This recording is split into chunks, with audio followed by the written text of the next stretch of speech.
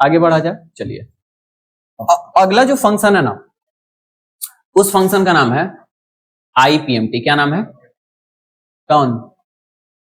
ये इसका डिवाइड करके यहां पे कर दिया है 12 से, यानी मंथली रेट ऑफ इंटरेस्ट है ये, ठीक है। जो यहां निकाले ना वही यहां पे है। अब देखो अगला फंक्शन है IPMT। आई मतलब होता है क्या? इंटरेस्ट। आई मतलब क्या हो गया? इंटरेस्ट। तो PPMT सॉरी PMT क्या करता है? PMT क्या करता है? EMI निकालता है। तो जब EMI आप दे रहे हैं तो मूलधन और ब्याज दोनों दे रहे हैं ना, खाली मूलधन और खाली ब्याज दोनों दे रहे हैं हर महीने। तो कुछ रुपया मूलधन में जा रहा होगा आपका, कुछ रुपया ब्याज में जा रहा होगा EMI में, बात तो सही है। तो अगर आपको ये देखना है कि कौवा महीना में कितना मूल ब्याज दिए हैं, तो उसी के लिए IPMT। जैसे मान लो 12 महीने का तुम किस्त बनवाए, तो पहला महीना कितना ब्याज दिए, दूसरे महीने कितना, तीसरे महीने कितना, चौथे महीने कितना, और पूरे 12 महीने का अगर निकालना है तो उसी के लिए कौन सा फंक्शन है? IPMT फंक्शन आपके पास है। इससे आप क्या कर सकते हैं? निकाल सकते हैं। आइए देखते हैं। लेकिन इसके लिए ना हम सिंपल तुमको करने के लिए क्या करेंगे ना, कि यहाँ पे जो रेट ऑफ इंटरेस्ट 14% है ना, हम इसको कितना कर देंगे? 12%। पता है क्यों? क्योंकि एकदम सिंपल आपको निकले। क्योंकि 12% अगर है और 1 लाख रुपया लिए हैं, तो पहला महीना ब्याज कितना जाना चाहिए? 12%, यानी हर महीने का कितना परसेंट है? 1%। और 1 लाख रुपया अगर आप लिए हैं तो पहला महीना के EMI में ब्याज कितना जाना चाहिए? 1,000 रुपया। क्योंकि 12% माने 12,000, तो 1 लाख का 1% यानी हर महीने 1,000। लेकिन हर महीने नहीं, पहला महीने सिर्फ 1,000 जाएगा, क्योंकि पहला महीना अगर EMI दे रहे हो तो कुछ मूलधन भी दोगे, तो बचे हुए मूलधन पे फिर 1% तो घटते रहेगा। चलो दिखाते हैं इधर, सिंपल है, यहां पे निकाल देते हैं हम। क्या करना है? लिखना है is equal to IPMT, tab press करो, रेट, एनुअल रेट नहीं डालना है, मंथली डालना है। तो जो मंथली निकाले हैं हम वो ले ले, तो कोई दिक्कत है क्या? ये वाला कोई दिक्कत? या फिर ये भी ले लो तो भी कोई दिक्कत नहीं, क्योंकि ये नंबर में, ये परसेंट में, और यहीं से उसको निकाला गया है। तो ये रेट ले लिए और कॉमा कर दो। अब PR पर का मतलब यहाँ पे हो गया कि कौवे महीने का निकालना है। क्या मतलब हो गया?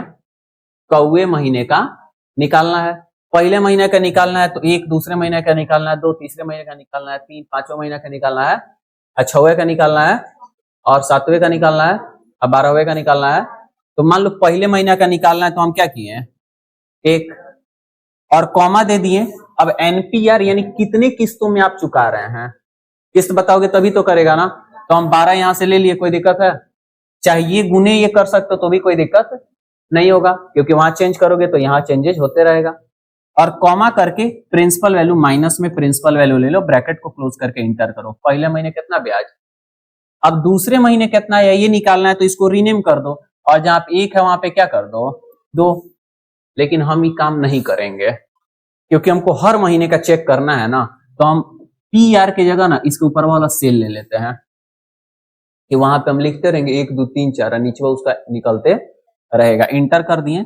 अब यहाँ पे देखो, पहले महीने का, दूसरे महीने का, तीसरे महीने का, चौथे महीने का, पांचवें महीने का, देख रहे हो कि नहीं? तो हर महीने ब्याज क्या हो रहा है? क्यों कम हो रहा है? क्योंकि हर महीने मूलधन भी आपका क्या हो रहा है? कम हो रहा है। कोई दिक्कत है? समझ में आ रहा है? एकदम मस्त समझ में आ रहा है, कोई प्रॉब्लम नहीं कहीं से भी, क्लियर हो रहा है? अब जैसे तुम निकाले इंटरेस्ट, वैसे ही हर महीने जब आप EMI दे रहे हैं तो प्रिंसिपल भी तो आप दे रहे होंगे ना, कि नहीं दे रहे होंगे? मूलधन दे रहे होंगे कि नहीं? किस्त में खाली ब्याजे दे रहे होंगे कि मूलधन भी दे रहे होंगे? तो ब्याज तो हम निकाल ले रहे हैं कि कौने महीने में कितना ब्याज दे रहे हैं, लेकिन अगर हमको ये पता करना है कि कौने महीने में कितना मूलधन दे रहे हैं, तो भी तो निकालना पड़ेगा कि नहीं पड़ेगा? पड़ेगा? नहीं पड़ेगा? तो इसके लिए एक फंक्शन होता है जिसको हम बोलते हैं PPMT। क्या बोलते हैं? यानी PPMT फंक्शन का यूज करके ना हम EMI में मूलधन कितना दिए हैं, प्रिंसिपल कितना दिए हैं, ये निकालने का काम करते हैं। यानी किसी भी नंबर वाले EMI में कितना मूलधन दे रहे हैं, यही निकालना है। तो कौन सा फंक्शन है? PPMT फंक्शन है। बहुत आसान फंक्शन है, इससे आसान फंक्शन तो आज तक कोनो होबे नहीं किया। दूधा का दांत एगो लड़का का ना टूटता था, ओकरा हम ही फंक्शन पढ़ा दिए हैं। समझ में नहीं आया वो बात की बात है। समझ में आ रहा है कि नहीं? कैसे पढ़ाएं? हम अपने मुंह से पढ़ाएं। लड़का सुन लिया, बात खत्म। समझदार बच्ची है, तुमसे उम्मीद नहीं था। तो तुम खाली चाहते हो, काम उससे चलने वाला नहीं है। ठीक है, बोलो।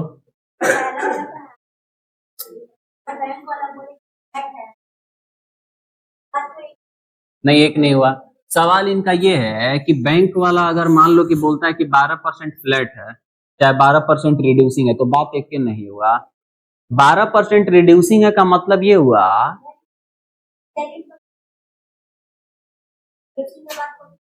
नहीं नहीं, वो ऐसा थोड़ी ना, वो आपको रेट ऑफ इंटरेस्ट बताता है। 12% रेट ऑफ इंटरेस्ट पे मिलेगा, चाहे 14 पे, चाहे 16 पे, चाहे 18 पे। तो आपका सवाल ये रहेगा कि ये रिड्यूसिंग आप बता रहे हैं कि फ्लैट बता रहे हैं। इसका मतलब ये है कि ईएमआई निकलने के बाद इफेक्टिव इतना आ रहा है, इतना पे देंगे और तब ईएमआई निकालेंगे, दोनों में फर्क हुआ ना। अगर उतना पे दे रहे हैं और तब ईएमआई निकाल रहे हैं, मतलब इफेक्टिव और कम होगा। और ईएमआई निकलने के बाद अगर उतना आ रहा है, मतलब और ज्यादा पे आप दे रहे हैं। समझ में आयो कि ना आयो? क्लियर हुआ कि ना हुआ? ठीक है, समझ में आया? कोई दिक्कत? जी सर, बोलो।